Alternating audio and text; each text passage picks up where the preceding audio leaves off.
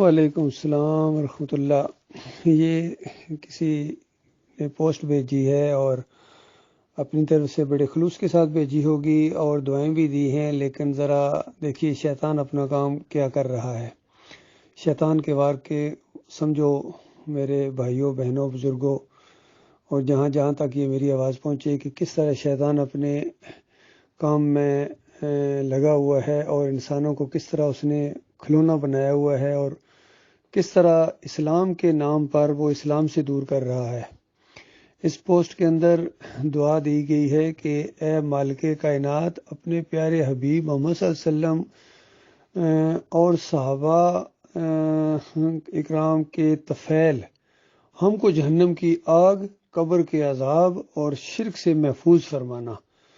بتائیے کس طریقے سے اللہ تعالیٰ آپ کو جہنم سے محفوظ فرمائے، بلکہ یہ شرک تو جہنم کو واجب کر دیتا ہے۔ نبی علیہ السلام نے فرمایا تھا کہ دو واجب کرنے والی چیزیں ہیں، واجب ہوتا ہے لازم کر دینے والی چیزیں ہیں۔ صحابہ نے پوچھا کون سی چیزیں یا رسول اللہ واجب کرنے والی؟ فرمایا جس نے اللہ کے ساتھ شرک کیا جہنم اس کے اوپر واجب ہو جاتی ہے، اور جس نے اللہ کے ساتھ شرک نہ کیا جنت اس کے اوپر واجب ہو جاتی ہے۔ اور یہ ایسا طریقہ ہے دعا مانگنے کا جو پورے قرآن میں نہیں ہے۔ الحمدللہ کی بسم اللہ سے لے کر والناس تک کوئی ایک دعا بھی آپ کو اس طرح نہیں ملے گی کہ کسی نبی نے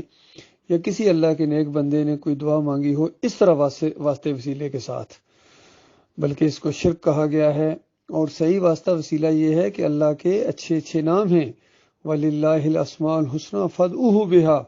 اللہ کے اچھے اچھے نام ہیں ان کے ذریعے پکارو۔ دیکھیے ان کو یقین نہیں آ رہا اپنے مالک اور خالق کی بات کے اوپر۔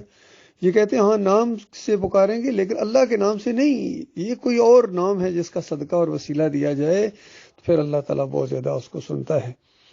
حالانکہ نبی علیہ السلام نے جتنی دعائیں مانگی ہیں یا صحابہ کو سکھائی ہیں، بے شمار دعائیں ہیں، اور وہ دعائیں جو ہے نا اس چیز کا اظہار ہے کہ واقعی نبی علیہ السلام جو ہیں وہ اللہ کے آخری رسول ہیں، اور کس طرح بندے کا ایک تعلق اللہ کے ساتھ ہونا چاہیے ان دعاؤں سے بھی پتہ چلتا ہے کہ یہ اللہ تعالیٰ ہی نے سکھائی ہیں نبی علیہ السلام کو۔ تو باقی ایک اور طریقہ جو واسطے کا ہے وہ اپنے نیک اعمال کا ہے۔ بخاری روایت لائے ہیں، 3 آدمی تھے جو سفر پر تھے اور سخت طوفان کی وجہ سے غار کے اندر جب وہ بیٹھے تو اوپر سے ایک پتھر آیا اور غار کا دروازہ بند ہو گیا، یعنی منہ بند ہو گیا اس کا۔ تو تینوں نے آپس میں مشورہ کیا اب کس طرح اس پتھر کو ہٹائیں۔ کسی نے کسی اپنے عمل کو یاد کرو جو خالص اللہ کی رضا کے لیے کیا، اس عمل کا واسطہ دو، یعنی کہ اللہ اس وقت میں نے یہ عمل کیا ہے صرف تیری رضا حاصل کرنے کے لیے، تو میرا معبود ہے، یعنی اس وقت بھی میں تیرا ہی بندہ تھا، میں تجھے پکارتا تھا، اب بھی میں تجھے پکار رہا ہوں، ہمیں اس مصیبت سے نجات دلا۔ تو ایک لمبی حدیث ہے وہ آپ نے پڑھی ہوگی، تو اس میں تینوں نے اپنے اعمال کا، سابقہ اعمال کا واسطہ دیا جو خالص اللہ کی رضا کے لیے تھے۔ تو یہ طریقہ ہے صدقہ اپنے عمل کا۔ باقی کسی دوسرے کے عمل کو سامنے لانا اس کا مطلب ہے کہ آپ اللہ پر دونس ڈال رہے ہیں، کیونکہ جس نے بھی کوئی عمل کیا ہے کوئی اللہ پر احسان نہیں کیا ہے، بلکہ اللہ کا اس کے اوپر احسان ہوا ہے جس کی وجہ سے اس کو عمل کی توفیق ملی ہے۔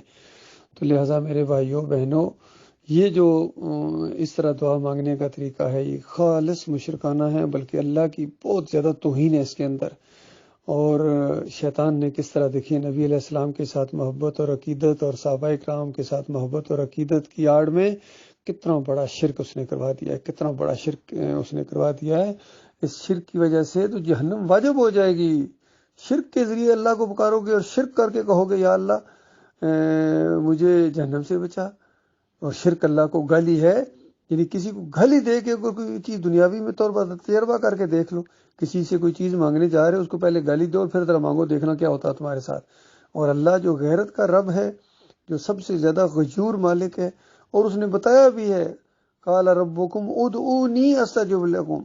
کہ تمہارا رب کہتا ہے مجھے پکارو میں تمہاری پکاروں کا جواب دیتا ہوں۔ ان الذین یستکبرون عن عبادتی سیدخلون جہنم داخرین، جو میری اس عبادت کا، یہ پکار اللہ کی عبادت ہے، اللہ کو پکارو گے اللہ کی عبادت ہے، اللہ کے علاوہ کسی اور کو پکارو گے تو یہ کسی اور کی عبادت ہے۔ بڑا ظلم کیا ہے ہمارے ان مولوی لوگوں نے، بڑے بڑے مفسرین گزرے ہیں، لیکن کس طریقے سے انہوں نے قرآن کی دعوت کا رخ پھیر دیا، اور توحید کی پہلی آیت جو قرآن کے اندر آئی ہے سورہ فاتحہ کے اندر، وہ ایاک نعبد و ایاک نستعین ہے۔ اللہ کی حمد و ثنا بیان کرنے کے بعد براہ راست اللہ کو پکارنا ہے۔ لیکن محمود الحسن صاحب جو پہلے فارغ التحصیل ہیں دیوبند کے، قاسم نانوتوی کے شاگرد اور دیوبندیوں کی چوٹی کے علماء میں سے ہیں، انہوں نے اپنی تفسیر شبیر احمد عثمانی کے اندر ایاک نعبد و ایاک نستعین کا ترجمہ بالکل صحیح لکھا،